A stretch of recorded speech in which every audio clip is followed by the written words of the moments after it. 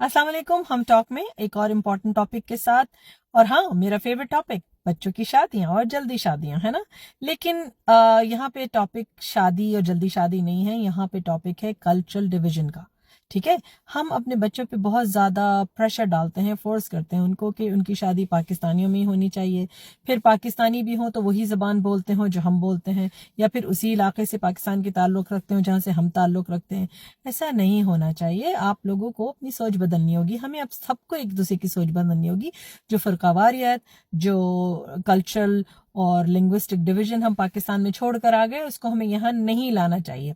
कि अगर पंजाबी बच्ची है तो उसका पंजाबी बच्चे से ही शादी होनी चाहिए, या अगर सिंधी बच्चा है तो उसकी सिंधी बच्चे से ही शादी होनी चाहिए, या पश्तो या बिहारी या whatever who we are, ठीक है ना, उसी में शादी होनी चाहिए। सैयद हैं तो सैयद से बाहर शादी नहीं करेंगे, सिद्दीकी हैं तो सिद्दीकी से बाहर शादी नहीं होगी। नहीं, ऐसा नहीं होना चाहिए। हम अपने बच्चों के लिए जिंदगी और मुश्किल बना रहे हैं इस सोच के साथ।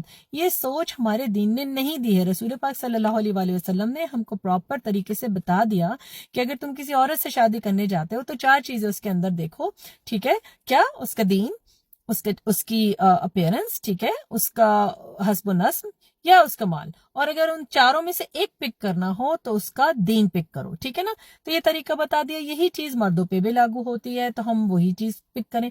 कहाँ उन्होंने कहा कि अरबी देखो या अजमी देखो, और या फिर सिंधी, बलोची, पंजाबी, पठान ये देखो? ऐसा तो कहीं भी नहीं हमको बताया गया ना। रसूल पाक सल्लल्लाहु अलैहि वसल्लम ने तो अपने आखिरी खुतबे में साफ हमें बता दिया था ना कि तुम्हें एक दूसरे पे फौकियत सिर्फ एक तकवा की वजह से है, और कोई फौकियत नहीं है, है ना।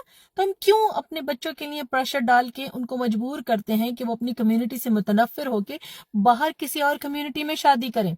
ठीक है ना। तो आसान बनाइए जिंदगी को, और आसान बनाइए शादी को। सोचिए, इंकरेज कीजिए कि दूसरी अक़वाम में शादियां हों, ताकि हमारे कल्चरल स्प्रेड जो है वो आसान बने। टर्किश हैं, दूसरे अरब हैं, दूसरी कम्युनिटी के लोग हैं, ब्लैक मुस्लिम्स, रिवर्ट मुस्लिम्स, वो कहाँ जाएंगे? वो अपनी फैमिलीज छोड़ देते हैं। सिर्फ अल्लाह के दीन को चूज करने के बाद उनकी फैमिली उनको छोड़ देती है, वो बिल्कुल तन्हा होते हैं। आप उनसे अपने बच्चों की शादियां कर सकते हैं, और अपने आप को, अपने जहन को और अपने दिल को खोलिए दूसरे मुसलमान बच्चे और बच्चियों के लिए।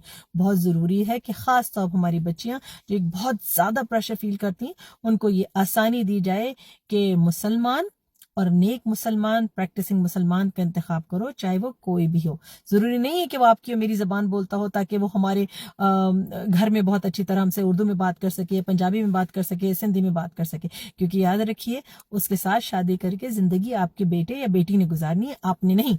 तो जिंदगी उनके लिए आसान बनाइए। बाहर आ जाइए इस कल्चरल स्टिग्मा शॉक से, ठीक है ना। बहुत ज़रूरी है। मुझे लिखते रहिएगा farina@gmail.com, contact@farinasiddiqui.ca। और हाँ, सब्सक्राइब करना नहीं भूलिएगा ताकि आपको पता चले मैंने नेक्स्ट वीडियो कब अपलोड की है। अस्सलाम वालेकुम वरहमतुल्लाह।